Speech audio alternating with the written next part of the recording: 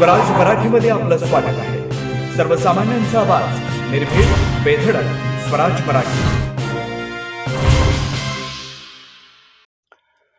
माननीय पोलीस अधीक्षक संदीप घुगे यांनी स्थानिक गुन्हे अन्वेषण शाखेस मालमत्तेविरुद्धचे गुन्हे करणाऱ्या इसमांची माहिती काढून त्यांच्यावर कारवाई करून मालमत्तेचे गुन्हे उघडकीस आणण्याचे आदेश दिले।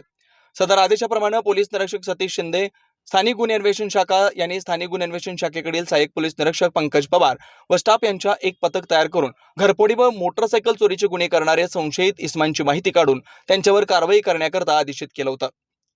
त्या अनुषंगाने 3/1/2025 रोजी स्थानिक गुन्हे अन्वेषण शाखेकडील सहाय्यक पोलीस निरीक्षक पंकज पवार यांच्या पथकातील पोलीस कॉन्स्टेबल विक्रम खोत यांना त्यांच्या बातमीदाराकडून बातमी मिळाली की तानंग फाटा चौक परिसरात एक काळ्या रंगाची सुझुकी ॲक्सेस गाडीवरून 3 इसम संशयितरित्या फिरत आहेत।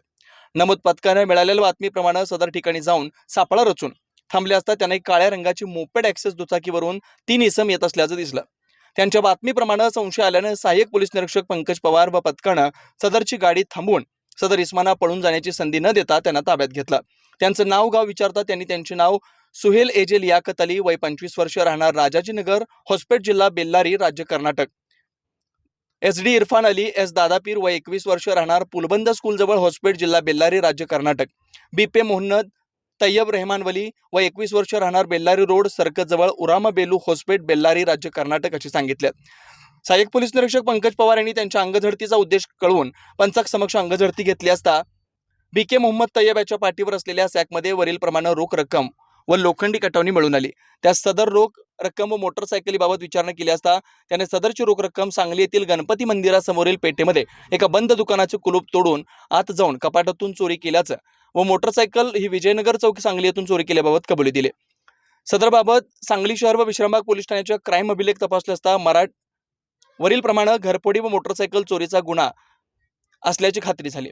लागलीच त्यांच्या कब्जातील रोख रक्कम, गुन्ह्यात वापरलेली मोटरसायकल व इतर साहित्य पुढील तपासकामी सहाय्यक पोलीस निरीक्षक पंकज पवार यांनी पंचाक समक्ष जप्त केलं।